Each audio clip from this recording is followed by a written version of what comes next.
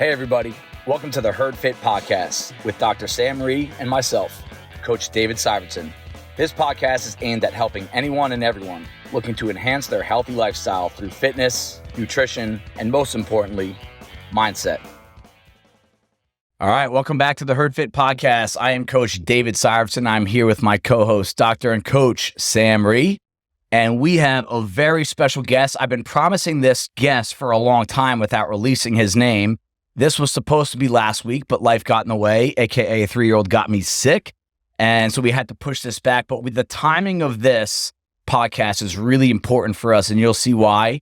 And so I'll get into that in a little bit. So we're actually recording this on a Thursday morning so that we can get this out in time, either prior to or on Memorial Day. We'll see when we can get this out. But our guest today is the one and only Adam Hawkinson. Adam, thank you for coming on, bud. How's it going? Doing good. I waited for my agent to sign off on the paperwork to make sure that my likeness could be released, but everything's good. So I have no idea where this podcast is going to go today because of who Adam is. But all kidding aside, Hawk's been with us for a really long time. I want to say, has it been about 7 years now? 6 years? March in 2017 is when I first came. So 6+ years. So we're in year number 7. And, transformation wise, just like our last guest, Liz, has probably changed his body as much as anyone in this gym. And I'm still hoping that one day I wake up and look like him. We'll see. I'm trying to get there. But in all seriousness, I think even just mentally and emotionally, and I haven't known Hawk his entire life, but he's changed a lot mentally, emotionally, even though men are not supposed to talk about emotions. As much as anyone in the gym back then. And he really is kind of like the life of this place sometimes. He's very involved in the community with competition, socially, in the gym. Definitely someone that when he comes to the gym, he's there, good and bad. But he just has a really unique presence about him that brings really good energy to the gym. He means a lot to this place. It means a lot to me personally. And, we're going to get into why he's on, but I just want to talk about Hawk a little bit. Before Hawk kind of opens up, Sam, thoughts on when I had said we're going to have Hawk come on? I was really happy. I love Adam. I remember when he first started. I remember I've known him for years and years and years now. He's organically made this gym like him in a big way. Yeah. There's so much about the flavor of the gym that is Hawkinson, and big heart, just big with so generous on so many levels. Absolutely. So, it would be such a duller, not fun, not good of a place if you weren't here. Yeah. Yeah, I would say most CrossFit gyms that have been around for a long time and has some success, they have a guy like Hawk where there's this again, I consider myself a pretty introverted, boring person in general. And, if we didn't have people like Hawk, it would be kind of a lesser place, to some. And, as much as a jokester as he is, he's also one of the hardest workers in the gym. Yeah, no He's doubt. also one of the most prepared. If I had to pick one person in the history of the gym that comes here the earliest, the most often to warm up and do things correctly and do some prehab, right? Does a lot of knee work, back work. When he's banged up, he doesn't run away from the gym. He runs right into the storm and tries to fix it through action. It's Hawk. And I think from that perspective, he's a really good example on a lot of different fronts. There's always someone who you can guarantee will put that funny comment in a post, and that's Adam. I try not to be Norm, but... but he is also the guy that puts the most analytics, the most thought. I've never seen someone prep for an open workout or for any other big workout or competitions for comp. He is on point. So to have someone who does both of those things, because we know people who do each of those things, but to have someone who does all of that, that's a special person. And if there's one person that's setting the trend of guy crop tops in the gym, you threw that out there, so I figured I had to do it. Now I got another name. Heinz is pissed that he didn't get first dibs on that. But Hawk, give just the listeners, for those that don't know you, you're primarily a nighttime guy, so a lot of our morning listeners or outside of Bison listeners, just give a brief background what Sam calls your CrossFit start story. We'll get into some of the other stuff that we're going to talk about today, but just, why did you start CrossFit? When did you start it? And what's happened since? So I started in March 2017. looking back, I always went to the gym after the military, and when I was looking at the gym, I was always just doing the back buys, chest tries, and then I would get on the treadmill to start running, and after like 2 minutes, I was like, you know what, I'm good. Yeah. I'll just go do something else and burn off some calories. And when I got to the point of trying to figure out what I wanted to do, because working out by yourself is never fun, very boring, I started looking into what CrossFit was. I heard about it. I didn't have any friends that did it. And the algorithms through YouTube, me being military, when I Google it, first thing that popped up was Josh Bridges, 2016, I think it was, when he won Murph. Okay. And I was like, that's awesome. What is this? And then heard the backstory of what Murph is. Oh, that's cool. Josh Bridges being a Navy SEAL, and I kind of just fell into it. That's when I started, was like, let me look into where to go, CrossFit, Google. I'm like, one in Franklin Lakes. I was like, let me go check this out. So 201, go there for like maybe a week. I'm like, my shoulders bother me, not really sure what I should be doing. Step back, came back a month later. That's when I stopped by Midland Park, because I was new to New Jersey. So when I saw Midland Park, I was like, how far is that? I was like, it's right down the street. Oh, yeah. I mean, you work in Wyckoff, live in Wyckoff. Yeah, so you're right there. That's cool. So that's a really cool. I love hearing stuff like that the CrossFit Games got someone into CrossFit that is not a games athlete, right? That had no experience back, because there is still, in my opinion, this divide/disconnect between what the games semifinals, which is going on right now, what it can actually do for the CrossFit community, the health side of it, right? There is sport, there is health. They are separate, but if they're done correctly, they can intertwine and help each other out. So this is an actual tangible example of someone that at the time, Bridges was probably top 5 in the world. Yeah. And he was probably the top bodyweight CrossFitter in the world. Yeah. He's probably still close up there. Military background, Josh Bridges. And that got him into it. And now the guy, eats, sleeps, and breathes it. So that's a really cool start story there. Now that we know kind of like your fitness background, CrossFit, how'd you get into it? Let's talk about, some life stuff that you joined the military, when, why, and how long were you in? And if you can maybe touch on some of your military story, that'd be awesome. Yeah. So my father and my brother were both in the Air Force. I always felt the calling to join the military, grow up with my dad watching movies like To Hell and Back, Patton, just kind of like that whole, gun-ho type feeling. Mm-hmm. Then when I decided I was going to go in after high school, 9/11 happened when my senior year. So I did like a semester in college, and I was like, college is not for me. I went down to the recruiter's office for the Air Force, and the door was locked. I thought maybe they were on lunch break, wrong door. So I went to another door, and it was the Army. Kind of looked around. They're like, come in. I was like, okay. So I walked in, started talking to them, told them my dad was a cop, wanted to be a police officer when I got out. So they said, you have military police, talked me into some other things. Maybe not the smartest thing going by myself, but it was just something where I was like, it felt right. Yeah. Signed everything, and then went to the house, told my mom I signed up for. Sometimes those are the best decisions, though. I'm telling you, sometimes those are the best decisions, when it's you. Yeah. You weren't a kid at the time, you weren't an adult yet, but legally you were, but I'm still not an adult. Same here. I don't know. As a parent, I would say, please, children, do not sign anything without talking to me first. All right. So what was the reaction with mom when you told her? My mom, it wasn't that she was never mad or disappointed. She felt like she wasn't sure why I did it at that moment. Like, was it something that happened and I said, I need to go, I need to get out. Like, I'm running away from something. And then she just felt like, maybe she felt like there was something that she neglected for me, and she just wanted to be there for me. Yeah, absolutely. Yeah, I get that.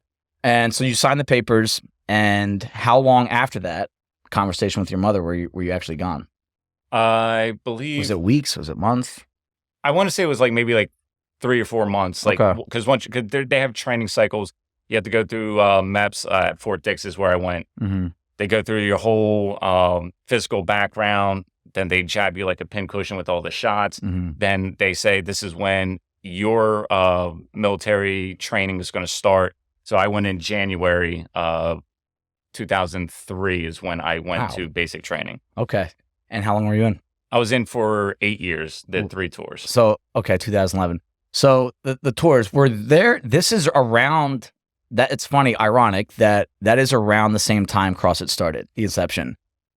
And you did, when you were overseas, when you were deployed, were there workout regimens out there that guys would do on their own? Did you even, like, looking back on it, maybe not knowing what CrossFit was there some of that back then? So I don't remember seeing anyone like if we had the ability to work out while we're over there, it was, kind of going to like a local YMCA where it's like the weights were rusted. Mm-hmm. It was just stuff that we found in country. Right. And it was just people doing back squat, deadlift, bench press. And Okay. then if there's dumbbells, it was just bench press on the dumbbells and curls. That was it. It's not ironic that if you look at all of the hero workouts in CrossFit, there's so many of them that include those movements. You got bench, deadlift, and back squat. Now, where were you deployed? How long were the deployments? And I just want to touch on that a little bit more before we get into the other side of it. My first deployment was 8 months. My unit was already over there. I met them after I finished airborne school basic training.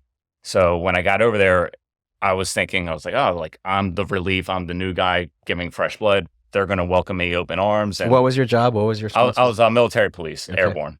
So I'm going over there thinking they're going to love me, the fact that I'm coming over here. Little did I know, life at Fort Bragg, it's either you're training for being deployed or you're deployed.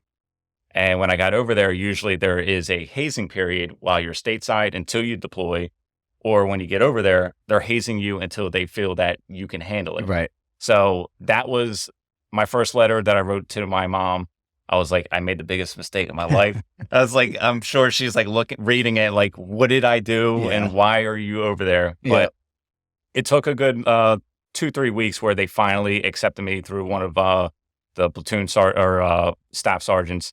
And my second deployment was a year, and my last deployment, because of the surge of Fallujah trying to get everyone through, was 15 months. Okay. Wow. That's a long time Yeah. away from home. Now, when you come back, so you were in for 8 years, right? That's what the number you said? 5 years, I did 3 deployments. Okay, 5 years, 3 deployments. What was the thought process when you got out? Like, where were you? Let's do this. Where were you mentally, emotionally going in? You kind of touched on that already. As opposed to where you were in those 2 states coming back from that last deployment, knowing you were going to get out. Going over, I didn't know what to expect. We were going to, depending on who you talk to, we said Mosul up north, second largest city in Iraq.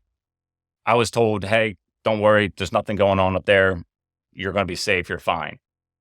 The day I was deploying with our rear to go help everyone out over there, that's when Uday and Qusay, Saddam's 2 sons, were killed in Mosul, Iraq. So I was like, great, now it's a hot spot. Now everyone's going to be going. Yeah.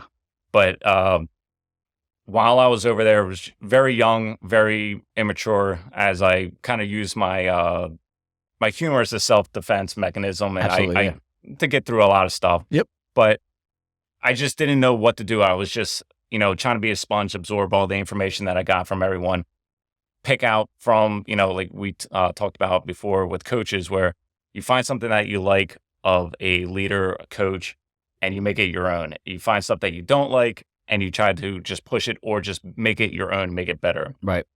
So over the course of the deployments, I just tried to take everything in. And when I was coming back on my 3rd deployment, I just felt like that guy, in the movies where I just didn't want to talk to anyone. Just like you see a new person, you're like, don't get me killed. Like, I just want to get back to the house. Right. I just want to move Do your on. job. Yeah. Yeah. So that's interesting, because I'm trying to, as we talk about this, A, listen to your story, B, it helps kind of figure you out a little bit too. But B, C, in relation to our listeners, relate this to CrossFit. Yeah. Right. And we're going to get into that towards the end. Now, Sam, from your background, because I don't have a military background, right? My brother is actually over in the Middle East right now. He's the closest affiliation I have. And my brother Mike's been with us for Murph multiple times over the years. He's going to come back at some point when he can. Do you have yourself any family, close friends, relatives, military? And, does this story for you, does it open up any doors, perspectives of your own, kind of solidify things or question things? For me, no. But I talked to Adam at length. We hung out for a while. And, when you talk to someone and you don't really realize the depth like there are stories what you told me that just blew me away. Like just how difficult, how, the experiences, and just talking to someone about it, like just is like the tiniest bit. Like you don't actually know what that person experienced, but you went through a lot. Like it was awful, like awful on so many levels. And I came away listening to you about it thinking like that shit runs pretty deep, like really deep. And it's like all those layers that you experience in a situation like that on deployment, like multiple layers, like starting with the hazing all the way through like all the experiences that you had, like it's really hard to encapsulate. And anytime I talk to anyone who's had a military background, who's been on deployment, who's experienced these things, I understand they can't relate it in a way that I can connect it to something in my life. I just have to look at, and we all sometimes have experiences like that. Absolutely. Like,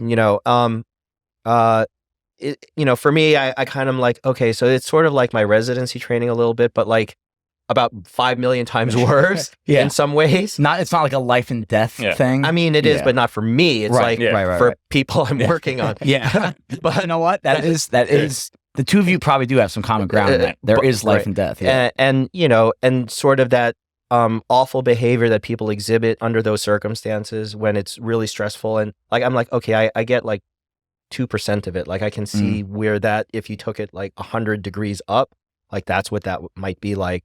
So I see that. And then I'm like, how are you so, like, I know you had a process and you went through all sorts of stuff to sort of get better and recover and also like deal and process. And then I realized, a lot of people have to do that. Like it takes a lot. And so it's like, it's like, it's not all sweetness and light. Like you come in and you got the stable boys and you had all this stuff. And then I'm also like, but he's also a really deep MFer. Like you don't really understand like how deep some of this stuff runs. Yeah. I think there's two kinds of people that you really should, when you have the opportunity to listen to them, you should listen. And it's old people, like grandparents, 60s, 70s, 80s, because they just have been through so many things that we haven't, right? And people in the military, because they've been through experiences that almost everyone will never touch. When it like a real life and death. I actually think you have experiences closer to him than someone like me, because you are in some way responsible for someone's life. And I feel this way about nurses and doctors and police officers, right? That you guys have probably a much deeper understanding of like real life and death pressure, right? I talk about feeling pressure as a business owner. That is nothing compared to someone where your lives are in the hands of others, and then others are in your hands. So I think it's something that, I'm excited to listen to Hawk, and even in your opinion on this stuff, Sam, because you guys just have so much credibility on this subject. And I think someone in my shoes and most people that are listening right now, these are people you should be listening to. You agree with them? Doesn't matter. Disagree with them? Doesn't matter. You should be listening. So we have Hawk, the CrossFitter. We have the military side of Hawk. Let's talk about CrossFit and military, and then we're going to tie everything in together with Hawk. CrossFit has a really long-standing relationship with the military. Really, the inception of CrossFit was for first responders and military, firefighters, police officers, EMS, and military. And they have named over 300 workouts. I think the number is 366, last time I checked. 366 workouts, CrossFit workouts, after fallen soldiers. And then you have also police, fire, and then you also have gyms and relatives that create workouts for fallen heroes. The actual official hero workouts of CrossFit, I think it's 366 right now. And why is that? Why does CrossFit take someone that was killed in action, right, serving the country, paying that ultimate sacrifice? Why would they name a workout after that soldier? And I want to get all three of our opinions. So we'll start with Sam, then we'll come Hawk, then I'll come back to me. Why do you think CrossFit did that? And why do you think they're important for any CrossFitter to partake in them physically and mentally? Not just the cool workouts, right? I love hero workouts for what they represent. And yes, they're good workouts. They're good fitness. They're good exercise. But I think whenever you see a hero workout, you got to think much deeper than it's a cool workout. And I would be disappointed in someone if they looked at a hero workout and they said all they said about it was that's a really good workout. You know, you don't have to vocalize everything. I know that. You don't have to put it on social media. I know that. But mentally, there should be at least some thought on these hero workouts that this workout is named after a mother, a father, a daughter, a son, a friend, a fallen soldier that paid the ultimate sacrifice. So Sam, give us some just thoughts on hero workouts, Hero Week at Bison, because you said something in front of the class today that kind of made me sit back a little bit and just reflect on it.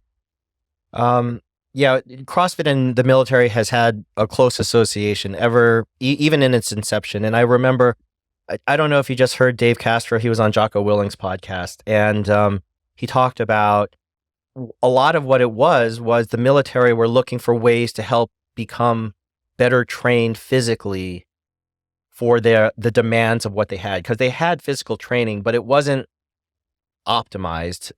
And Dave Castro talks about when he was a Navy SEAL and he was looking for the best way to train and how he came upon CrossFit. And, you know, that's why physical training for people in law enforcement, in military, it takes on a special meaning because it's your effing life. Like, you have to be able to do many different things. And when Jocko Willing talks about, you know, you're on deployment and you have to carry like a 100-pound rucksack, and then you have to climb up like a bunch of hills, and then you have to like, you know, break down a bunch of doors, and then you might have to like, you know, do all these things that you don't ever expect necessarily to do. Like for us, it's so that we can stay physically fit for as long as we possibly can and be able to do things that we normally can't. But for these men and women, it's their lives, it's their job. And so that kind of physical fitness takes on special meaning for them.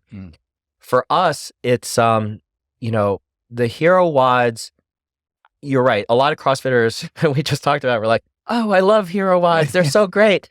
And then, but the underlying meaning and what we talked about this morning was these are people who sacrificed their lives. And there are countless numbers of people, like countless numbers. And if you can take some of them and remember them, then their sacrifice in some way also is not forgotten. And every hero workout I do, and it's different now than when I started. Like 10 years ago, I would do these hero workouts, and I would think about their circumstances and how they fought and what they did and how amazing they were and how honorable they were. And now, as a parent of an 18-year-old, and what really struck me this morning, I was like, we did Baraza, and this person was 24 years old when he died in Iraq under enemy fire. And I said, these are people's children, and they're dying for us. And that really gave me a lot of pause about these things. And then it gave me some thought about, so why is it that we are doing this? It's because these are people's children. These, you know, as parents, we're grieving and mourning. I can't imagine something that would be, you know, you talk often about like, you know, I have to be fit in case a bear attacks me and I have to take Brock and run like 50 yards or something like that. Like, yeah, you want to save your kid's life. Like, yeah. These are children that... It's funny, yeah, when you have a kid, that's the only thing you think about. Right. Really. And these are children that have died. They're literally like in their 20s. Yeah. And so at this point, for me, it's such a much more personal relationship to these hero WODs, because that's the aspect that I have thought about a lot lately. That's a great perspective. Thanks for sharing that, because some people don't have kids, right? And they don't understand that perspective, and no fault of their own. It's not coming down on them, but that's a really special, unique, powerful connection to hero workouts, is that you think about your kids, and that, you know, today's workout, Baraza, that was someone's kid. You know, they watched them, you know, went from changing their diapers to watching them graduate high school to watching them ship off to the military, like questioning, you know, oh my God, did I fail something as a parent? Now he's joining the military. It's unbelievably powerful to think about it from that perspective. So I think with the hero workouts, it's one starts off as to commemorate the person that, you know, died, sacrificed everything for the country and for their family. But I think it's also very for the family and for those that are that knew the person, is very therapeutic. You know, it's when something happens and someone goes through a life-changing event, people need to talk things out. They need to get it off their chest, talk to people. It takes time. With through CrossFit, I think with the workout, it's something where you can shut off your brain. You can just go through the movements. But at certain moments, you get choked up because then you start thinking about it. But you know that I still have to do the workout, and it gets you through the day, gets you through the movements. And it just brings people around together that you're all doing it as one group.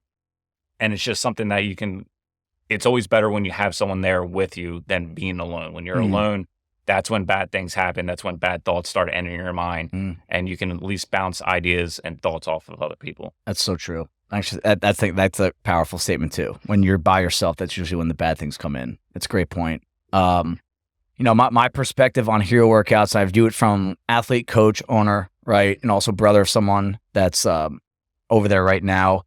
And I try to always keep things in perspective, right? Like what we truly stress about on a day-to-day basis right here. We had people in the gym today like worried if they were going to do pull-ups or chest bar pull-ups, and they were freaking out about it, and it's like, I really want to say, like, it doesn't matter. No offense. I mean, it's okay that they do that. No, I know, but the perspective on this, on a hero workout especially, is like just devote the effort, dedication, and energy, all the energy to that thought that this is named after someone. It's in memory of them.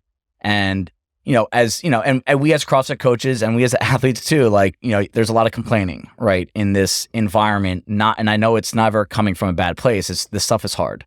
And we have other things going on in our life. And this always makes me personally pause about not complaining about a workout, especially because I know in about 15 minutes, it's over and we're back to normal life. And like the illustration I gave my class the other day is you guys are going to be eating a breakfast burrito in about a half hour, right? The person that we're doing this workout named after, like, lost their life, and their family will never see them again, talk to them again. And, really, do we handle these moments of stress at a high level? Do we do that or no? Are we bad at doing that, right? Or can we be better at doing that? And I think hero workouts, for me personally, always bring that back. In the past, we've had, my brother's been one of them, and I don't want to keep bringing him up, just trying to use him as an example, that he's been here for Murph. And if you were here back then, he gave the Murph story before we did Murph. And this was early days where I think we did 3 heats. Yeah, I remember. This upcoming Monday, we have 16. So you're just never going to have everyone here at the same time. Right. But I'm pretty sure almost everyone that did Murph, I want to say it was 2015, he was there for, and he gave the Murph story. And it was a 15-minute before the workout story.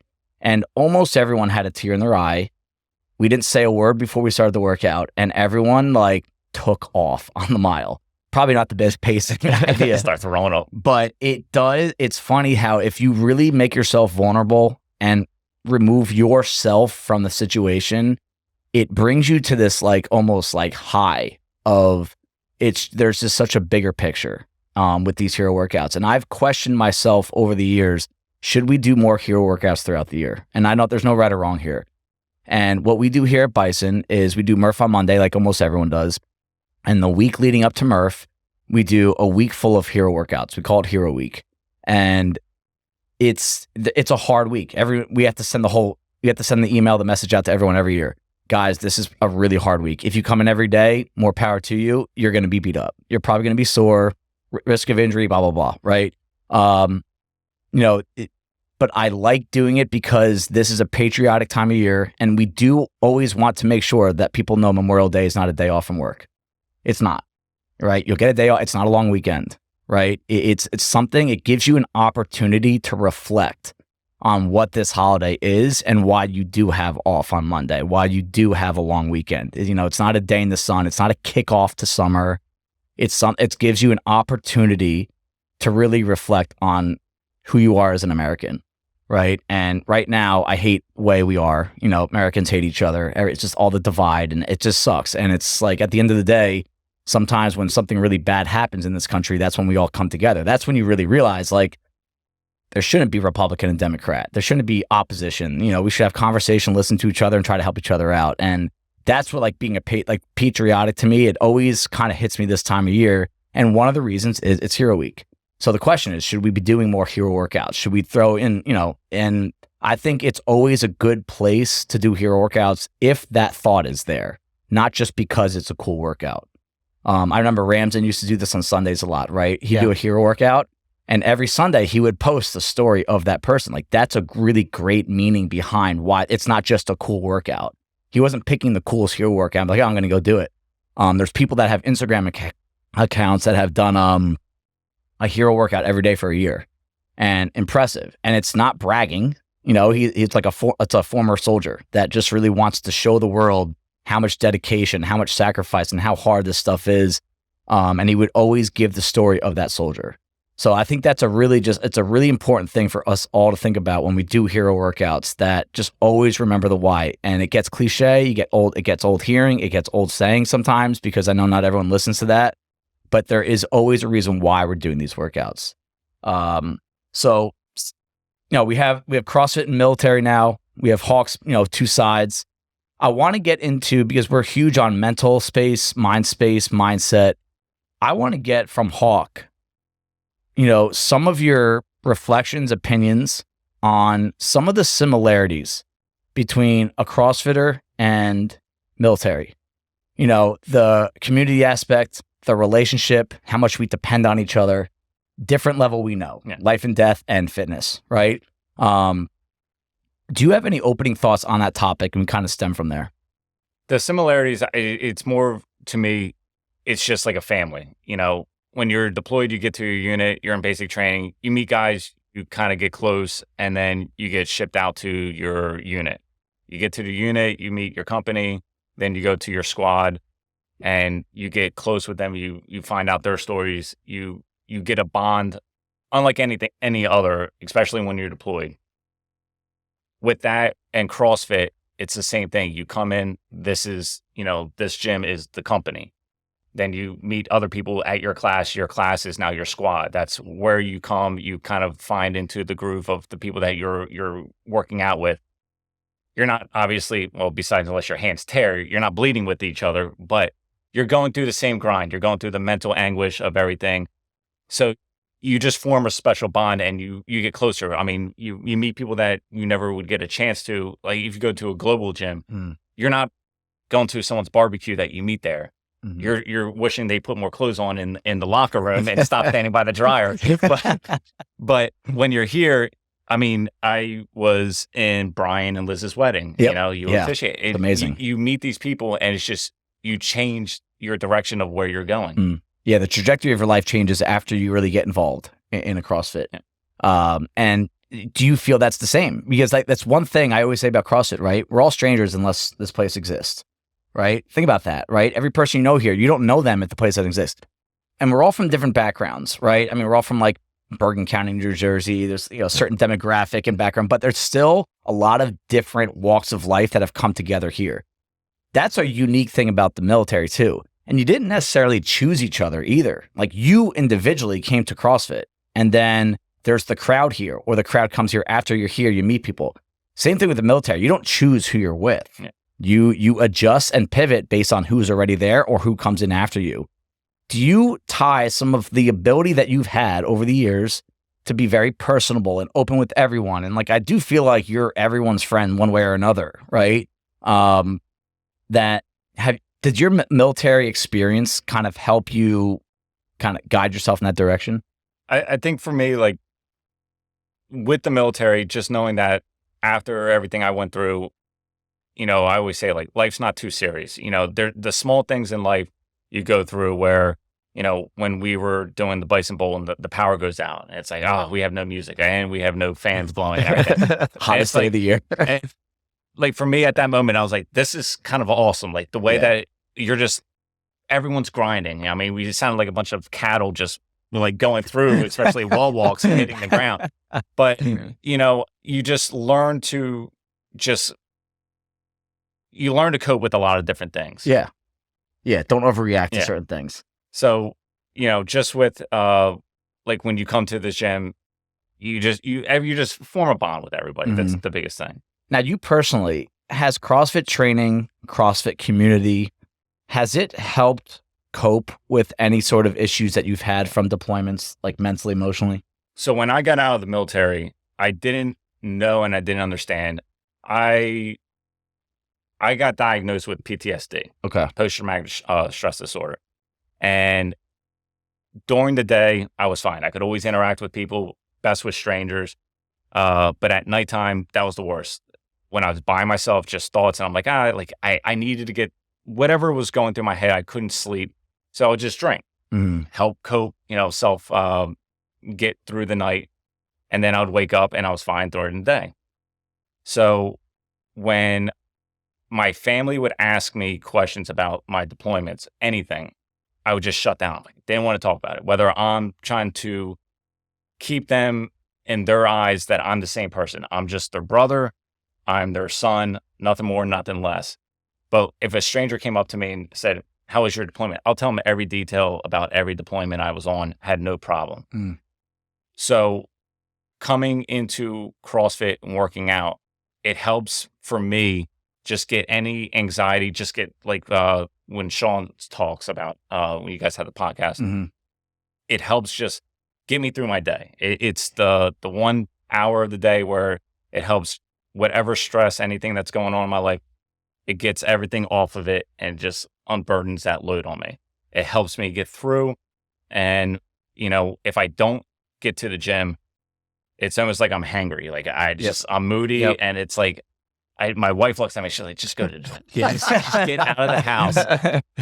It's ironic because I was going to ask you, I have two sides to that, right? One of them is, I just got done telling the classes on Monday morning, hey guys, tough week, you might want to take a day off. But I'm like, you know what? I understand. Some of you guys need to come here every day for a lot of different reasons. And it's not just your physical fitness. So if you can, if you're feeling beat up, scale workout or two, right? Or partner up like today, Tuesday. But the other side, like I know you socially drink, I've had drinks with you. Has CrossFit replaced some of that like nighttime desire to drink? It's like, have they basically just replaced each other in some ways? So I don't drink, like when I do drink, I like the champagne, a little bubbly and everything. But the thing is for me is I know whatever I do when I get to the house, if I'm drinking or if I'm eating out, it's going to reflect, like you said before, the next day's workout and the following one. Got it. And it's like, why am I going to keep doing that to myself when I come in and I'm like, I can't move. I don't want to do these burpees and I feel awful. And then especially when you go on vacation, that first week back is usually the worst feeling. Yes. Because you can't move. Yep. And then after that, you're back in the groove. So it's like, sometimes you might just have a glass of something and that's it. Yeah. And it's like, okay, I'm fine. I don't need to keep going. Just got done talking to Sam about that. Because I love hearing that. I want others to hear that CrossFit has, or working out has replaced some of that desire for that nighttime drink to help fix your day. But also you're so entrenched in it and you're a high level athlete that you're also making the decision from a performance perspective where you want to feel good the next day and the 48 hours after, and in some cases 72 hours after. And that if you go over the top with alcohol, and to some other people that's nutrition, right? Because not everyone drinks, but some people will stress eat and they'll eat certain things because they want to fix their day, right? They want to feel better at night. That it has lasting effects. And I love that you've gone kind of all in on this CrossFit approach because, it's not only is the CrossFit helping you mentally, but because you are so into it physically, you are making those decisions to not put those things into your body because you want to physically feel good at the gym. And they definitely make an impact. It's not like an opinion of subjective thing there. Now, the support system of a CrossFit, right? Because like you are a support system for a lot of people, right? Like you're a good friend to a lot of people. You're a good member to this gym. We've talked about that a lot. Adam's done a lot for Bison that nobody knows about. You guys will see him like taking a leaf blower to the parking lot. I do that for myself. I know. But let me just tell you about this dude. He'll take a leaf blower to the edge of the parking lot and blow away the loose pebbles where the driveway meets the road so that people don't slip when they come in from the run. He's going to say it's because he doesn't want to slip. He's not the person that's going to slip. I'm telling you. It's other people. And he does that. He'll come in an hour before his class to do that. I've seen him come in before class he's not even working out in and do it. So that's why I know he doesn't only do it for himself. He does little things like that among hundreds others that no one knows about. So I say that, from you're a support system for a lot of people describe the support system that CrossFit's been for you. Some of the friends, the stable boys, what's left of them. Well, they're regrouping right now. The band's getting back together. Are they? I don't know. Applications are open. But, describe some of the support system, you can make yourself vulnerable a little bit, how much it's helped you because, you're independent, you're strong-willed, you're dedicated, but the support system has done a lot for you. Yeah.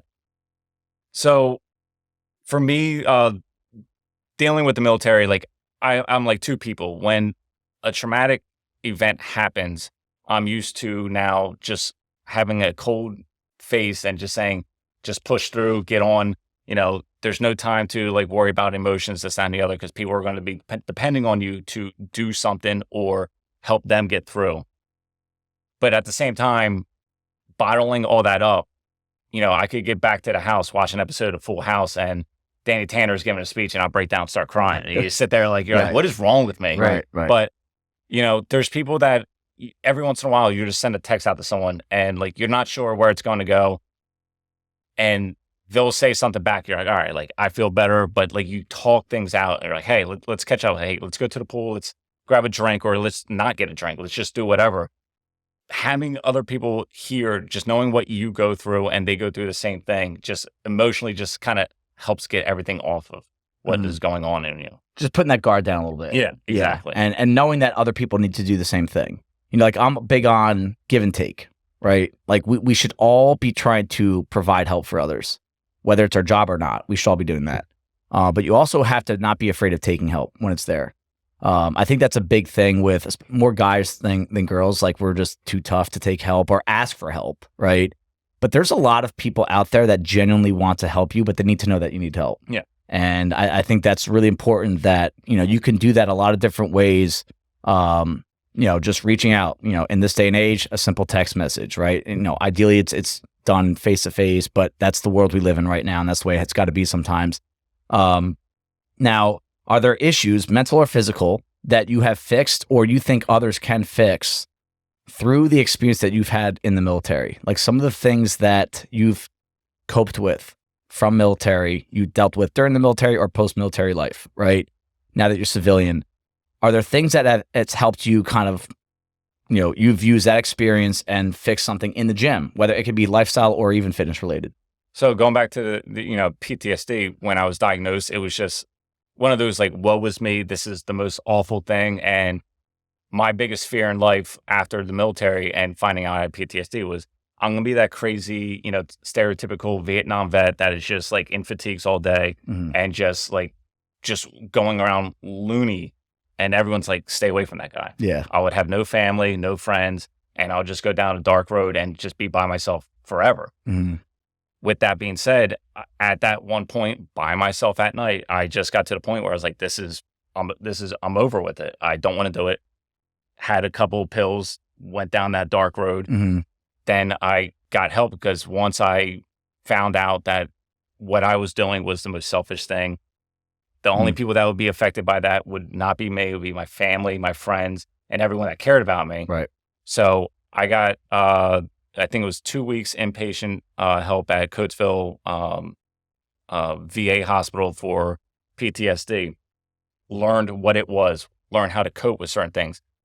And then just day by day, you just learn that whatever happens in that moment is not the end all be all. You hear stories about people like Robin Williams that, just they look like they're the happiest people on earth. And then when they're by themselves, that's when the darkest thoughts come in. And then it's just the split moment of a decision changes everything. Right. And if, like we said, like if you just reached out, whether it's like you're out drinking with someone and you say something, someone overhears, they're like, that didn't sound right. It sounded a little dark. You reach out to them the next day, like, hey, like, how you doing? It's like, I'm fine. I was just drunk. It's like, I know you were drunk, but there had to be some kind of truth behind it. Right. So following up with that and then talking to people, staying in touch with them, letting them know that you're there. Once you reach out multiple times, the person's like, okay, they're actually concerned about me. I might open up at this point. A lot of times when you talk to someone, you're just, some people think that you're just doing the courteous thing. Like, they really don't care. And that's when you shut down. But when you're willing to open up to other people, that's when the best things happen. what this the alcohol comes up a few times, right? They're drunk and they say something. Did they mean it? Did they not? I've always said this about CrossFit classes. After a CrossFit class, it is no different to me than happy hour. The guard is down, the endorphins are high, and you'll hear things in a class after a class that will make you like double take. Like, did they just say that? Are they acting like that? And it's not always bad. Sometimes it's like a really good, like vibrant thing, but also sometimes you'll hear something that like gives you pause and it says, you know what? Their guard is down. And that's what happens when you have a few drinks. Your guard is down. So you say something that you do mean, but you didn't know you really said it because you had a few drinks. You were a little buzzed, right? And I think that's something coaches, but athletes should also be aware of. What do people act like after a workout? When you see tears because they got 4 rounds instead of 5, they're not that upset about the freaking workout. Trust me. There's something else going on. They'll probably say in the moment, I'm fine. And then you reach out a day later. Like, I'm tying what Hawk is saying to people that I've dealt with over the gym over the years, where it's, it took maybe 7 times of reaching out to be like, what's going on? Are you okay? For them to really open up. Yeah. And I think that's a really cool kind of, correlation here. Sam, can you tie any of what he's saying to some of what we talked about earlier? Like the pressure you deal with, you've dealt with some high stress shit, especially in the hospital. Like, does any of this kind of resonate with you? Yeah. I think everything you say about bonds through shared adversity resonates always. If you undergo something difficult, and that's what we do on a small scale for every CrossFit class, it resonates with me. It means a lot. In my defense, I don't get drunk anymore, but if I've ever gotten drunk and said anything, it was not me, and there was no truth to it. So that's a total lie. Not everyone is like that, Dave, first of all. Second of all, yes, I think when I see people after a workout and they have the endorphins, like and you see that all the time. I mean, also in the 5 and 6 a.m., like you're just like not even awake by the time you show up. Right. And afterwards, like you're a different person. You're just so animated and you feel so much better. That's the mental aspect of CrossFit. And it's funny. I've seen Adam go from, like, you've changed so much over your time in CrossFit. And I think one of it is that you've been relentless in your drive for getting better at stuff. Like, I don't think I've seen anyone, there are a few that have worked as hard as you have about getting better at things.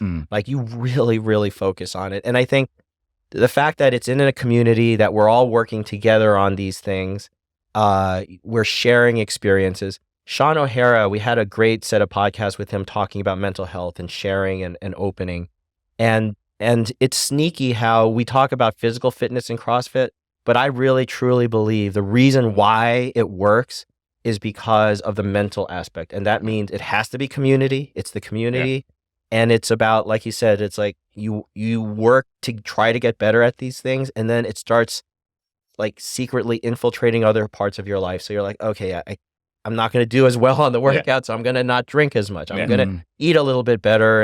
And so it just kind of like creeps into your life, which is why people say it's a cult, because it does start to affect other parts of your life. And when you're like, I want to make this a little bit better. I want to make this a little bit better. I need to work on my sleep a little bit more and all these things. So you can call it a cult, but I just really call it sneaks into the rest of your life. And I even see it, and I love seeing it in the new people because they just kind of showed up to work out. And then they're like, oh, I have a couple friends now and I like seeing them every morning. So now I'm showing up just because I want to say hi to them and see what's going on.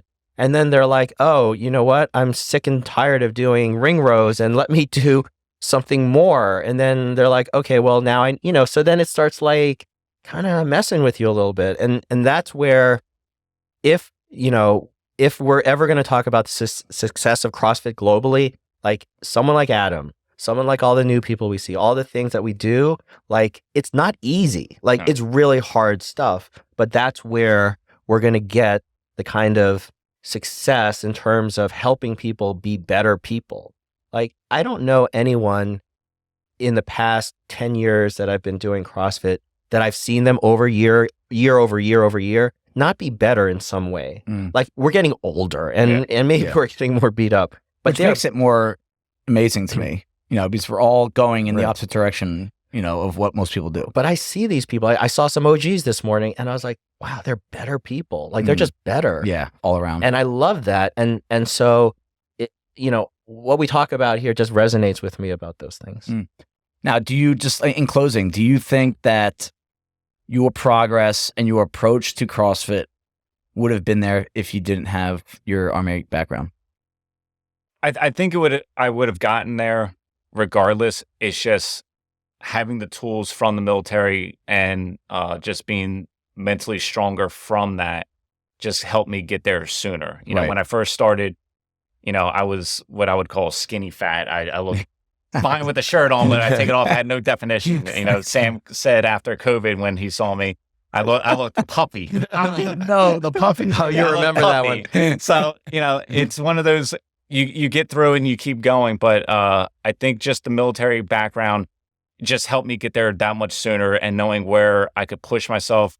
And because, when I first started, I worked out one day, took 2 days off. Worked one day, took 2 days off. And I was like, I'm always going to be sore. And then it was like, I had to just keep moving. And then it's like, you push through, when you're out in Iraq doing a 12-hour patrol, you just got to push through. You got to just get it over with. And then the next day you're like, okay, I did the 12. I can do it again. Right. And it just makes it that much easier. Yeah, no, that's awesome. And for those that don't have that Army background, right? Like most of us don't. Most of, I think there are some things in your life you can look back on, maybe not as serious or as apparent as Adam's military background, but there are a lot of things in your past that I think you can help yourself mentally cope with what you're going through as a CrossFitter that's trying to make progress and get fitter and get healthier and try to fix issues that you have. But if you don't, or you have a hard time, this is why we have someone like Hawk come on, is you should be able to learn a lot by listening, right? I mean, that's the job of a parent too. Like, you don't always want your kids to go through every single thing. You want to be able to teach them. Yes, they have to go through their own stuff, but part of your job is to try and teach them and show them the way without them always having to, get burnt by that iron, right? So I think that if you are having a hard time looking back on your life and trying to relate it to issues that you're dealing with as a CrossFitter, this is the kind of story that you should be listening to. And, don't take it for granted, right? I mean, we're there, very thankful that Adam gave both time, energy, and made himself a little vulnerable here by sharing some of these things. And I think it's, I think A, very commendable, but B, you should take that serious and respect it and try to take what he's saying and maybe apply it to some of the issues that you have here at the gym. Maybe apply it to some of the motivation and discipline issues that you have with, your lifestyle that impacts you at the gym and makes you feel different about yourself. I really think if you take in what he's saying, it's going to help you out in a big way. Put in your pitch for Stable Boys 2.0. Like for the people who are new and don't understand what the Stable Boys are, and they see the stickers, they see the logos, they see merchandise is just flying off the shelves. I have mugs. Like, tell them what this is. So the Stable Boys started before me, but after me, I don't think it's ever been the same. So Brian, RC, and Owen went and did the Asbury games. And when they did that, they formed the Stable Boys. I started coming to the gym, met Brian. Brian got to judge me a few times dressed as Hulk Hogan during the Open. So he got a good glimpse of everything, my whole package. But it's just one of those, as we got closer and hanging out a little bit more, they decided to bring me in. And I think it was the worst/best decision of their lives. They get some shirts every once in a while just because I have nothing better to do. Some koozies. But, it's funny because, everyone at the gym, we're all friends. And then just because we got that much closer with each other, now our wives are friends with each other. We go to each other's houses, we're in their weddings. It's just one of those tight groups. But, I go back to the gym is our company, your class time is your squad, and then you can have your team with your closest people at the gym. I love that. Yeah. That's awesome. All right, guys. Well, thanks so much, Hawk, for coming on, man. That was awesome. You did a great job, and I hope everyone got a lot out of that. Just remember, Murph, any hero workouts you have coming up, remember why. Try to keep your mind on that, not just the workout, not just the muscles burning, and we promise you'll get a lot more out of it. All right, we'll see you next week, guys. Thank you, everybody, for taking the time out of your day to listen to the Herd Fit podcast. Be on the lookout for next week's episode.